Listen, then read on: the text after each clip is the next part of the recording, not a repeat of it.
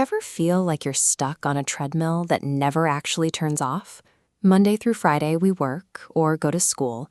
We crash on the weekend, the alarm rings, and we do it all over again. That exhausting, repetitive rhythm is something we all experience, but it is much older than the modern work week. That cycle is essentially the basic operating system of the physical world. We measure out our lives in these blocks of 7. It dictates our natural boundaries, keeping everything moving in a reliable, predictable circle. Because we are so totally bound by this schedule, the number 7 has historically served as the ultimate symbol for nature, physical limits, and completion. To see how ancient traditions understood this, look at the Hebrew alphabet. The letter Zayin represents a finished cycle. Its bottom part is a straight, vertical line. In ancient teaching, that solid column stands for 6 days of active work, struggle, and building. But all that effort leads up to the crown on top. That crown represents the 7th day, known as Shabbat, or the day of rest. It is the moment when we stop trying to manipulate the world around us and simply enjoy what we've built. That is why you see the number 7 pop up so often in these ancient traditions, like the 7 branches of the golden menorah. It shows a complete mastery over the natural, perfectly ordered cycles of life. The letter Zayin offers a comforting lesson. True mastery of our environment isn't just about working harder. It requires knowing exactly when to put the tools down and wear the crown of rest. So if 7 is the absolute limit of the natural world, what happens when we need to reach past those boundaries to achieve something greater? That is where the number 8 comes in.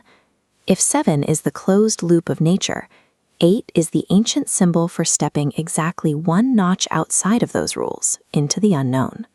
You can see a hint of this in modern math. When you tip the number 8 onto its side, it forms the universal symbol for infinity.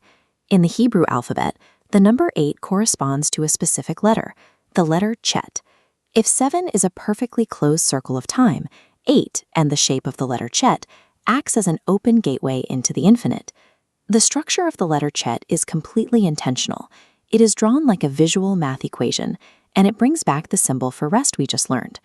The equation starts with a vertical valve pointing straight down, representing direct action, like light from above.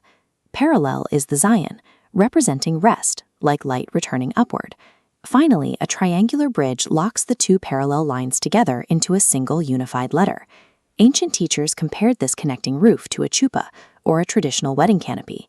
The entire purpose of that structure is to bring 2 distinct opposing forces together under one shared roof. This gives us a clear blueprint. You don't reach the infinite by just working harder. You reach it by perfectly uniting the drive to create with the ability to pause and reflect. This idea of 8 stepping outside the bounds of normal physical laws shows up constantly in historical traditions. Most ancient agricultural holidays, tied to the predictable cycles of the seasons, last exactly 7 days. But the festival of Hanukkah is intentionally celebrated for 8. Hanukkah commemorates a moment of survival that defied standard physics. It's dedicated to an infinite light that burned long past what was naturally possible. When a tradition revolves around the number 8, it serves as a deliberate reminder that humanity is not permanently trapped by the constraints of the natural world. You can see this clearest in the most famous use of the letter Chet. It is the very first letter of the Hebrew word chai. You might recognize that word from the necklaces and pendants people wear. It translates to life. There is a profound difference between mere survival, endlessly jogging on the 7-day treadmill, and experiencing actual life. Real life requires accessing the number 8. True life isn't about grinding your way through another endless week. It is about building a bridge between our actions and our rest to connect with our infinite potential.